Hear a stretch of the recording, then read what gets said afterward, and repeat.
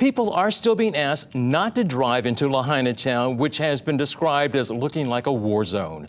KITV4's Ali Ducalo now joins us live from one of the roadblocks going into Lahaina. What's the situation like out there? Well, Rick, the situation here, it's still very blustery. These high winds battering the islands and posing a challenge for those firefighters who have been working around the clock to extinguish this blaze. This is so much anxiety-inducing for residents here. Of cars here along Maui, this is on the highway. Drivers waiting anxiously for the road to Lahaina to reopen. I'd say this line has been like this all day, stretching at least a mile.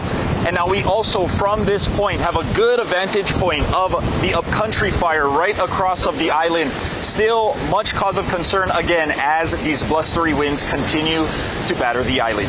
Now let's cut to a picture of a apartment building in Lahaina. This is along Honoapi'ilani, where a resident I spoke with at the War Memorial Shelter, that's where he used to live. He says even though his home is destroyed, he's just glad he and his family made it out safe.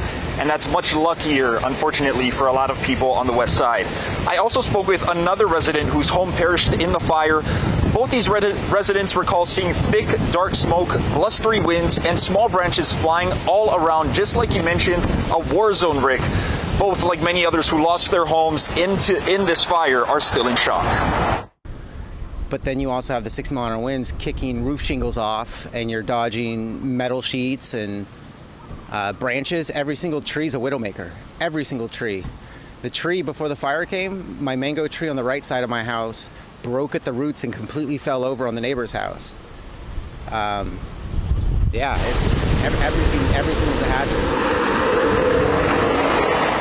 Now again, both entrances into Lahaina, Kahakula and Ma'alaya, closed, and right now I'm seeing those emergency shuttles shuttling visitors outside of the west side and headed to the airport, like we mentioned earlier in this newscast. Evacuations, of course, very scary for a lot of residents. I'll give you this story from a resident who didn't want to go on camera, but he told me as he was fleeing the scene that his tires melted, and that caused him to jump into the water, where he waited for 5 hours before being rescued. And of course, that's just how scary this situation is for everyone here on the west side. And of course, many residents on this side still no idea where their loved ones are because of that poor service. But we'll be sure to bring you the latest updates on those communication challenges, so stay with us. But for now, reporting live from Ma'alaya, Ali Ducalo, KITV4 Island News.